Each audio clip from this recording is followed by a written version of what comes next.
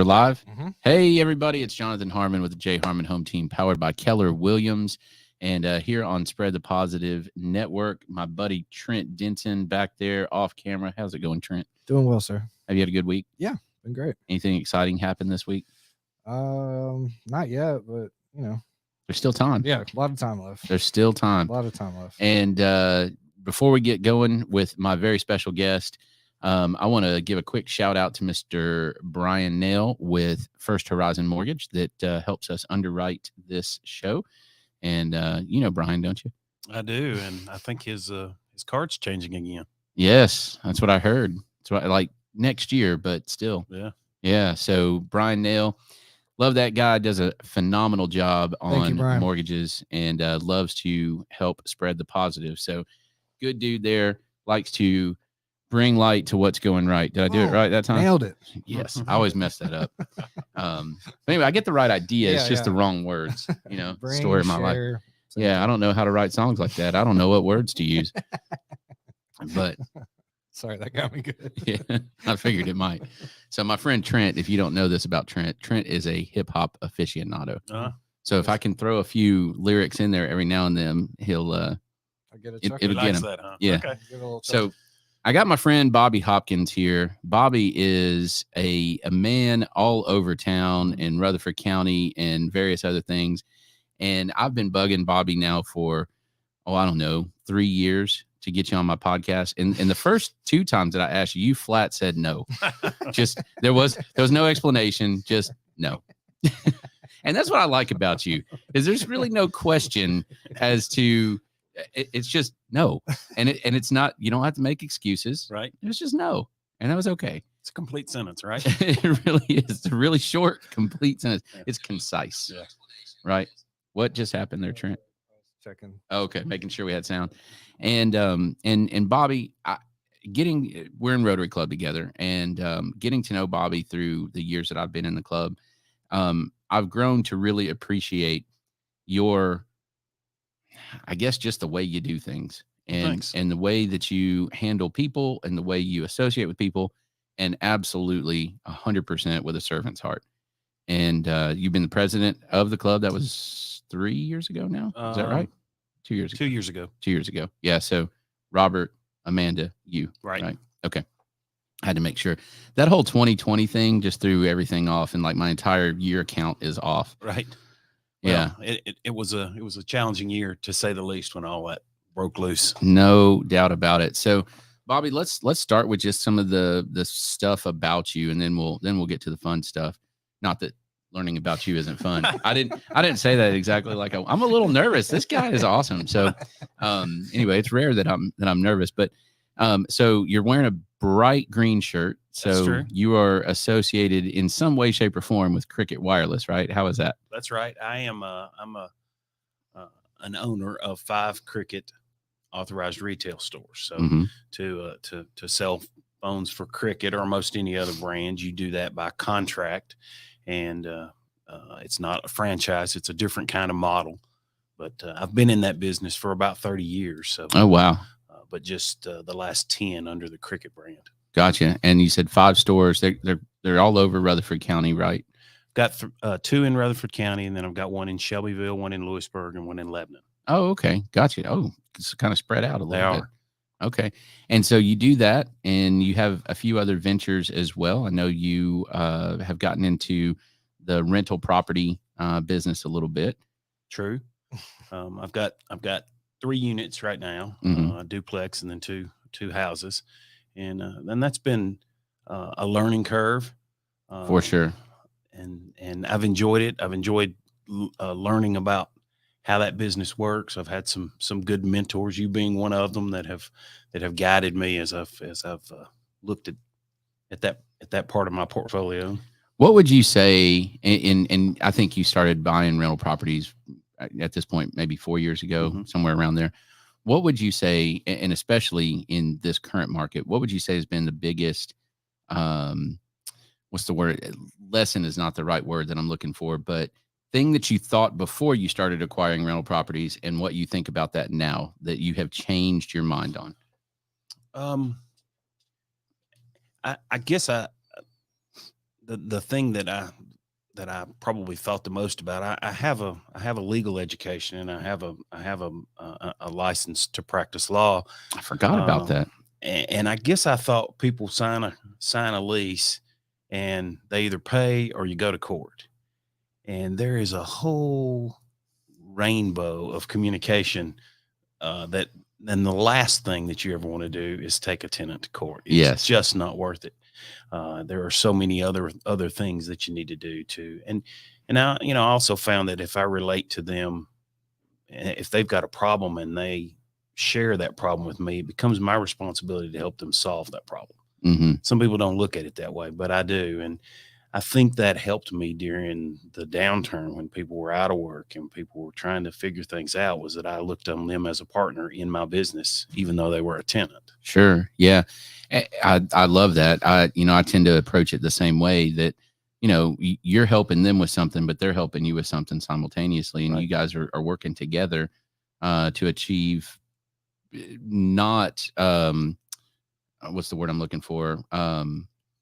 Well, it's not a zero-sum game. Yeah. Somebody doesn't have to win. There's not a bad guy lose. and a good guy. Right. Yeah. And I think you're right. I think a lot of folks approach that what I would consider the wrong way. Maybe it works for them, but I try to work with my tenants when there's bad stuff that happens, and it does happen sometimes. So yeah, that's good. With the wireless store, that is fascinating to me. So you said you've been in that business for 30 years. Yeah. What a stupid question I'm about to ask, but how has that changed in 30 years time? My goodness. You probably sold pagers. I did. I sold pagers. I worked for Melanie Davenport. I'm sure you know. I know Melanie. Mel. Yeah. I worked for her. I think I went to work for her about 6 or 8 months after she opened her business. Wow. And we sold phones and pagers. At the time, the whole business had to get to 66 activations. Right. That was the magic number per month. Okay. To make a certain amount of money. And so the last couple of days, boy, we'd be calling friends, we'd be calling family, trying to do those last few activations. And pretty quickly in that business, over the span of, I'd say 5 years, you would have 1 week where you would do 66 activations yourself. Mm-hmm. I mean, it just grew so exponentially. And everybody came in looking to invest in a cell phone for emergencies. Well, that's not what anybody actually was doing, but that was the line that they all brought up to justify why they needed this new phone. Sure. I remember when I was in college, I had a roommate. This would have been 1998, and I didn't own a cell phone. I had a pager, because I was cool. Right. And I remember going with him. He lived in Atlanta. We went down and visited his parents, and his mom had a phone that was the emergency cell phone. Mm. And she said, now put this in the glove box and because we went into Atlanta. We actually went to Peachtree City and then we went into Atlanta. Right. And she said, take this with you, put it in the glove box, but don't use it unless it's an emergency. It's only got 100 minutes on it for the entire month. And then apparently they got really expensive after that. That was the first time I'd ever held a cell phone, let alone used one. Now I'm a little bit of a late adopter. So, it's 98. There was plenty of people using cell phones at that point. Yeah. But yeah, I'll never forget that. And he did. He stuck it in the glove box and we didn't touch it. Yeah. I can tell you the phones that we had used to, they did trade-ins on phones and new every two, right? Yeah. And really, really late when the smartphones all came out, you would still occasionally have somebody come in that was from some small town and they had a bag phone that they had. No way. Oh yeah. It was just a bag phone. I thought you were going to say like the little Nokia, the blue and all the way to a bag phone. Yeah. Man, they were super cool. This isn't the same, but my grandfather, I'll never forget. We went and picked him up at the airport back when you could still walk all the way to the gate. Mm-hmm. And he handed me a briefcase, and it looked like in the movies, one of those like money briefcases. You thought it should have a handcuff thing on it. And he goes, don't you lose that. That's my money. And I was like, oh, okay. And I was, I don't know, 10, 12, somewhere around there. And we got to the house and he goes, you can open my money now. And I opened it and it was a freaking camcorder that sat on your shoulder. Oh, nice. Like old school big VHS tape. Yeah, that was his money in the briefcase. That's good stuff. Yeah. So what made you decide to go into business for yourself? How did you worked for Mel for a while. Mm-hmm. How did you make that transition, both financially and mentally and with resolve? Like, how did you acquire that? What drove you to do that? I grew up in a house where my parents were both in business for themselves. And so I knew a whole lot of the pitfalls and the negative side, but I always felt drawn to be in business for myself. I had done some things. I'd done some advertising specialty items that I set up in a little business, and done other things over the years. And in 2012 or 2013, I had been working at the time for Sprint and was managing people who do what I do now. Mm-hmm. And my wife had a bout with cancer, and it was really, really serious at one point. And she and I had been talking through this, going into business for myself. I had written a business plan. I talked to the bankers. I mean, I was ready to pull the trigger when this thing happened. And, mm-hmm. and she looked at me one evening at home with tears in her eyes and said, "I can't be the reason you don't follow your dream. You need to go do this." And so in the midst of that and that personal crisis, I quit my corporate job with my free car and all the other perks that went along with it, and went into business for myself. Health insurance. Yeah. And yeah. It was crazy. It was a crazy decision to look back on it. And it was the best decision I ever made. Mm-hmm. It completely changed both our lives. And of course, as you know, she has a happy ending to her That's cancer story. But yeah, that was finally, it was a point of crisis that led me to finally make the decision. Isn't that pretty common though? I think it is. I mean, I know a lot of entrepreneurs, myself included, that you hit a moment where there's a the cliche straw, and it breaks the back, and what else are you going to do? Right. And you're at that point. And, for me, I lost my job. I didn't quit my job. And it was like, okay, this is a moment. This is a moment right now where I can decide. I can go back and try to find another job mm-hmm. where there's quote unquote job security, even though I just got fired. Right. Right. Or I can rely on me, and on the relationships that I'd already built, and on the skills that I'd already required, and the ones that I was willing to acquire going forward. And that's scary, isn't it? It is scary. And I have a good friend and a bit of a mentor to me who he asked me why I wanted to go into business for myself. And I said, well, I want to have control. And he said, no, you don't. He said, what you want is the illusion of control. He said, because so being in business for yourself does not put you in control. And I thought about it ever since he said those words to me. And that's true. You have the illusion of control, and maybe you're able to shift your time and so forth. You're not at the mercy of somebody saying, show up at this time to this time, and I'll trade you your time for some money. Mm-hmm. But you don't have any more control than you do at anything else. No. The only thing that I would say that you do have control over is how hard are you going to work, right? And how are you going to be incentivized for that work, right? And you make that, you gain that control through the decisions that you make, and the doors that you open and the doors that you close, quite honestly. Right. I look at it like this. I can't be fired now unless I fire me. Now I can lose a client, right? I can screw something up and lose a deal. Right. You can lose a client. You can lose a big contract client potentially, right? You can close a store, right? Which is sort of like firing yourself in a way. Right. But ultimately that's still your decision. That's true. So, but I also found that where I was a teacher, right? An administrator that was my boss. Now I have as many bosses as I can take in at a time. Right. Yeah. Okay. So you got the Cricket stores up and running. Those are, doing well. Cricket's a great company as far as I know. You're doing well with that. Why in the world would you jump into the rental game to go along with that? Well, I've always tried to think in blocks of time. I've always made goals at 5 years, and then I work backwards from a 5-year goal to what will I do this week to achieve that 5-year goal. And at some point, there may not be retail cellular phone stores. True. If you'd gone back 20 years ago when I was working in this business, said, do you think there'll still be these stores in 20 years? I would have said no.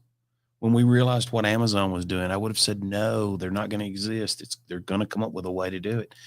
But for whatever reason, a store like mine outperforms every other channel. It outperforms a company-owned store. It outperforms a Best Buy type situation, and it outperforms online. Is it a public trust thing, you think? I'm curious about that. What's your speculation on that? I wish I knew. I think that part of it is that there are still things, and I think the phones continue to be so complex that having somebody that you can sit down and really spend time with, who doesn't need to go to another department and sell a TV or something else along those lines. I think that's appealing to. It is to me. Consumers. I want to touch it and feel it and bend it and everything else before I buy it. But we all buy TVs and have them shipped to us now, and arguably that's a more complex. Yeah, but think about that. I see what you're saying, but this is going to sound super weird, okay? Okay. But we don't have the same kind of relationship with our TV as we do with our phone. That's true. And I mean, you think about that. If you lost your phone today, like you left it in here and you walked out the door and Trent locked the door on this studio and you couldn't get it till tomorrow, would you be uncomfortable with that? I would be uncomfortable. The average consumer would. I'd have another phone in 10 minutes because I'd go to the store and transfer all my stuff over. But you do that in 10 minutes because it would be an uncomfortable 10 minutes. That's right. I mean, I even when we travel, I have a phone with me so that should we lose a phone on the road, we can call back and just switch it over. That's crazy. But it's a perk of what you do. It's a perk of what I do. That's right. It's crazy enough that it sounds like a great idea. I might do that myself. Just keep your last phone. Yeah, that's a good idea. I've never thought about that idea. It'll change your life if you're in another city and you need that phone because you no longer have GPS. You no longer have a paper map. You no longer have tickets to anything that you've bought. Right. You no longer have reservations. Some people don't even have any more credit cards. It's all internalized. That's what I'm saying. Your relationship with that device right there is way different than it is with a television. Granted. So I don't know. Speculation. I wish I could figure it out because there's money to be made in figuring out whoever's going to disrupt that model. And that's ultimately what it is, right? It's a market of disruptions. Mm-hmm. The iPhone disrupted everything. And then you could argue that everybody else, even now, still follows. I know Android users, I know whatever, but they still follow iPhone. And then every now and then Samsung will put something out that disrupts it a little bit, like the little foldy thing, you know? Okay. But it's a fold. It's not an entire market disruption like the iPhone was to the cell phone industry. Well, if you look at innovation in the cell phone industry, Motorola and Google's buyout of Motorola and their patent, they had over 600 patents related to the smartphone, and the things they did with that Android operating system have been what has pushed Apple to integrate those things. Every time Apple comes out with a new device, your Android users have had that particular feature sometimes as long as 2 years ahead of time. Mm-hmm. What Samsung and so many other phone manufacturers have never figured out is how to be the marketing geniuses that Apple is. Mm-hmm. Apple's not a technology company. They might wish they were, but they're not. They're a marketing company.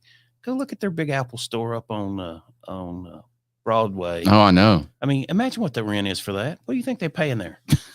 I have no. I mean, it's $500,000 a month, probably. It's very possible. Yeah. And do they sell enough out of that store to actually justify that, or is that essentially a loss leader just for visibility? Well, when you go by, it's like a cool breeze blowing through your car to look at how serene that store is and how nice it looks. Because they're a marketing company. It is. Yeah, it's 100% right. So you get into, we started on this and then we went down a different road. Why did you get into the rental market? To me, the rental market, number one, looked like a win-win. Okay.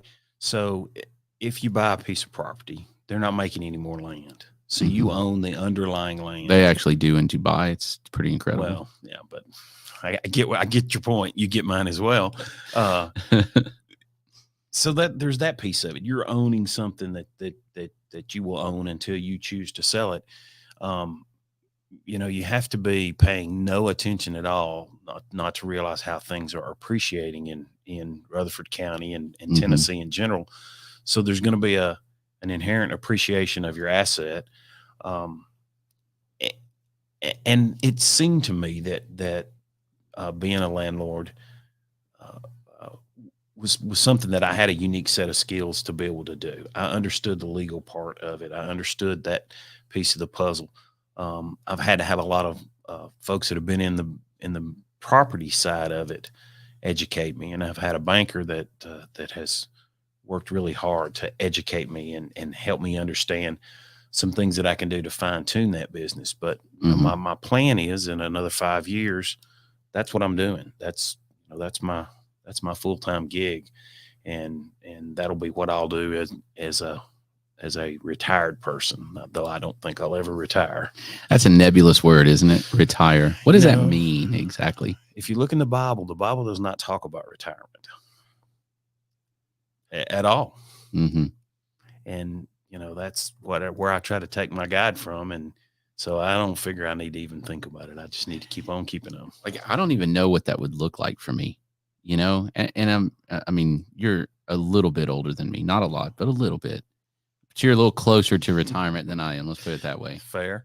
Age wise, right? Like right. the traditional retirement age. But I mean, I sit around and I hear people even my age and younger, oh, I can't wait to retire. I don't even know how I would do that. Like, I don't understand that concept. Yeah. I'm not going to stop with my rental properties. I'm not going to, as long as I can, I'm not going to stop with the businesses that I own. I think you get to a point and I think you get to a point where you want to slow some things down, though. It's not that,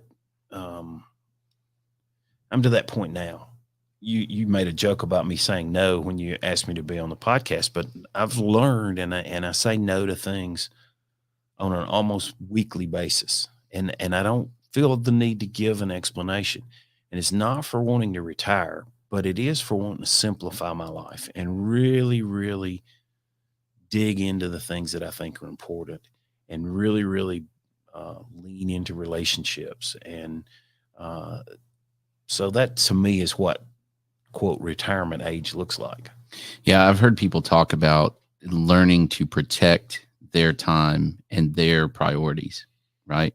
And it's weird because we're such an independent culture, right? The United States in general is super independent, get out of my face, don't, all the things. But yet we have a hard time telling people no a lot of times. And we feel bad for protecting our own time, essentially. Yeah. I don't know. That's a weird one to me. I've never understood that. Well, you get to a point where that becomes a priority. We've got a new puppy in our house that is 12 weeks old and keeping us up all night every night. But we're in this class and the puppy trainer made a point of saying, when people ask you if they can pet your dog, look them in the eye and say, no, we're training. Everybody doesn't have to touch your dog. And I thought, gosh, that's kind of an epiphany. That's liberating, isn't it? Yes, just say, no, we're training it, because that's what you're really literally trying to do with your puppy, is train them the proper way to meet somebody and not jump on them. Yeah. And she said, you're never going to see those people again. It doesn't matter if you say no. Yeah. And I thought, wow, I just learned something in puppy class. Absolutely. So guys, say no to petting somebody else's dog. It's okay. Whatever figure of speech that might represent, right. Whatever, what's the metaphor, right? That you want to put on there. So what's next? What are some other things that Bobby Hopkins wants to do? I'm really focused on finding an Airbnb or a VRBO type property. I've looked extensively in Gatlinburg, and it's hard to find the right property up there. And I think that's a logical thing to add to a portfolio of properties. And I'm going to continue to work at this cricket thing as long as these stores keep holding out and doing well. And then I'll start looking around for other volunteer work that's vital and meaningful to me. I do a lot of work now with the chamber, and I love doing that and meeting people. And I heard you were the chief diplomat. Is that right? I don't know if I would go with chief, but I am one among many. I will tell you this: if you ask Kelly Beam, if you cut into Kelly Beam time for Bobby Hopkins, Kelly likes me, except for when I do that. Right. Well, yeah. So I got it, Kelly. I got it. I'm gonna let him go here in just a minute. Why an Airbnb? Like what is appealing about that to you? Because I have two, and they will definitely keep you up at night more than the long-term rentals. I think that the appeal to me, the biggest appeal is that the leisure market compared to a particular rental market. So let's say the government decides that they're going to do something crazy with rent, like say you don't have to pay it and the landlord can't throw you out, and you're over leveraged. Crazy. Who would do that? I know, right? But let's say you're over leveraged and you don't have the ability to withstand that going on for a year or 2 years or however long it might go on. To me, those two balance each other out. So if I've got a rental property in the Gatlinburg area or something at the beach, I've still got some income coming in. I'm very, very conservative. My friend Eric, that I meet with on a regular basis, continually criticizes me because I'm not more bold, but I don't want to be awake at night worrying about how I pay bills. Sure. I had those times when I was younger, starting out and trying to figure that out. And I don't want that. I don't want to rob myself of that peace. How do you pick a property? What's your criteria? First, Brett will tell you that it has to be brick, and I want 3 bedrooms and 2 baths, and that's really the criteria that he usually sends me. I don't know. I just get a feeling about them. Sometimes when I look at them, I think this is a great area that it's in. It looks like it's been well kept. I've got 2 or 3 people that I've sent to properties before to look at and tell me how much money I might have to put in it. So that's a criteria that I look at. As far as an Airbnb, you can find all kind of statistics that show you what that has rented for in the past, and so that's really what I'm looking at real hard with that piece of them. Would you ever acquire a property that has not been an Airbnb and attempt to turn it into an Airbnb, like really ford the river, so to speak? I might. Again, you can look at a lot of those in East Tennessee, and I've looked at a number of them. They market them that way, and they'll show you the proximity to the attractions, and there's a I don't know what the app is, but there's an app that you can use where Airbnb will give you what they expect your revenue to be. Sorry. And so that's another piece that I would look at and consider. How hard is it for you to say no to a property? If Brett or somebody else is saying, "Oh man, dude, this is the property," but you just have that gut feeling, how hard is that? Because to me, that's the hardest lesson to learn is you got to say no 200 times before you get to a yes for one that makes sense. Not in this market, but that's what I was going to say. At this point, I don't get the opportunity to say no 200 times. Everything that I do, no matter what business that I've looked at, no matter what investment somebody wants me to make, I got to go home and explain it to my wife. And there are times, for instance, when CBD was big, I was approached to open some CBD stores. You wouldn't even need to change your shirt color. Right. But I went home and I started explaining it to her, and she just kept giving me this perplexed look. And if I can't sell her on it, and I don't try to talk her into it, but if I can't explain it to her so that she sees it, it's a no. And that's the same thing with the property. I show her the property. I bump it up against a crime heat map. I tell her where it's located. Sometimes we ride by, sometimes we don't. And at some point she'll go, okay. Or she'll say, I just don't feel good about that. And I love that. Yeah. And that makes us a good team. Yeah. Because if I don't believe in it enough to be able to explain it to her, I'm fooling myself. I'm getting excited when I shouldn't be. Yeah. Not to mention that if it fails, you are in deep, deep water right there. Truth. That's awesome. All right, man. Let's talk real quick about Rotary Club. Okay. So obviously you've been a Rotarian for a long time, longer than me. And I think, why Rotary? There's lots of service organizations out there. Why did you choose to join Rotary Club? I went through one of my periodic times when I set goals for myself, and I guess I was 37, 38 years old. And one of the goals that I set then was to change the trajectory of how I spent my time. That's the way I wrote it. And I first approached the church about things that I wanted to do. If we needed to go build a set of stairs on somebody's house, church is a good place to go. You can find some guys that will go help you do it, and they'll knock it out.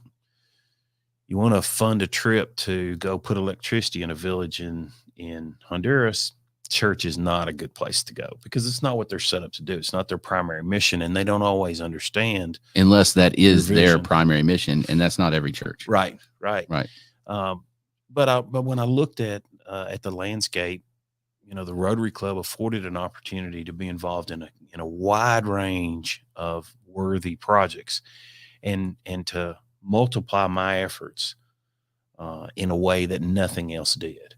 And I just, at the time I lived in Murfreesboro, and I just got lucky that I went to the Smyrna Club, and that group of people resonated with me. Mm-hmm.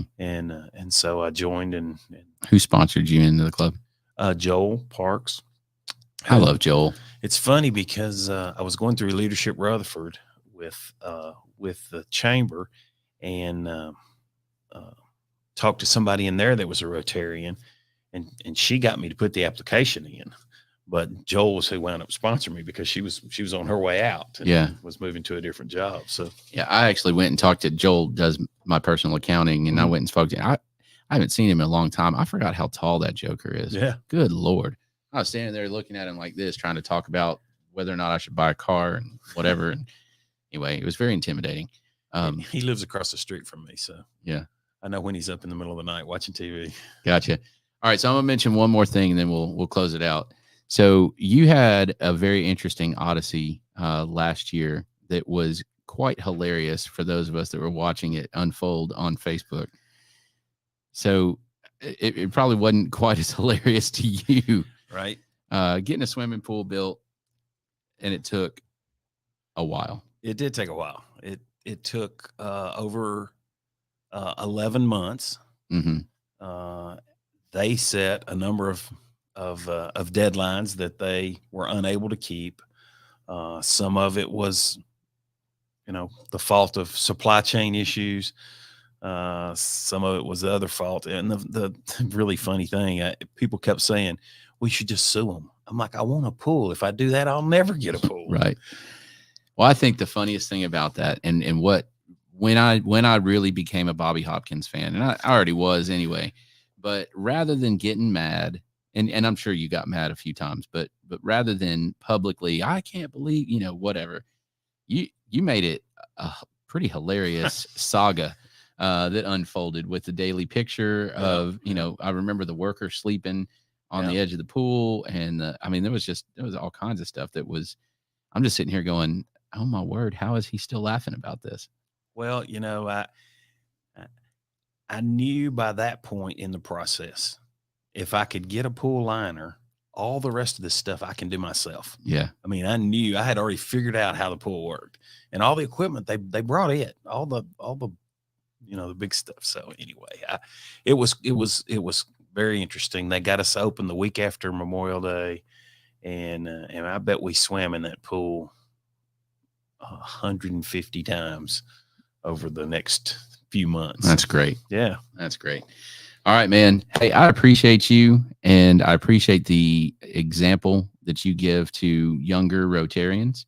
I have sat in board meetings with you, and I have gotten heated sometimes, and I've said things that I probably shouldn't have said, and you've just been like, pulled me aside. And you mentioned this before, some emails, hey man, you probably need to pull back just a little bit and just stay even keeled.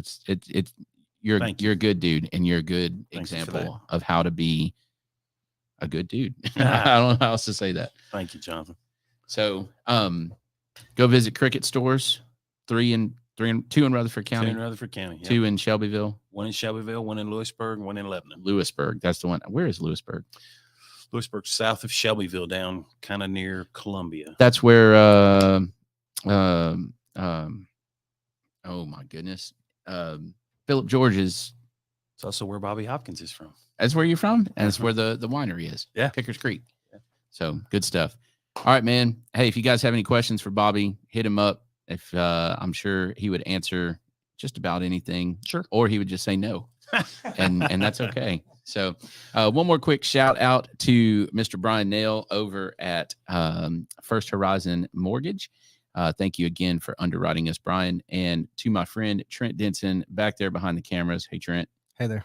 And always doing a good job in here at Spread the Positive Studios.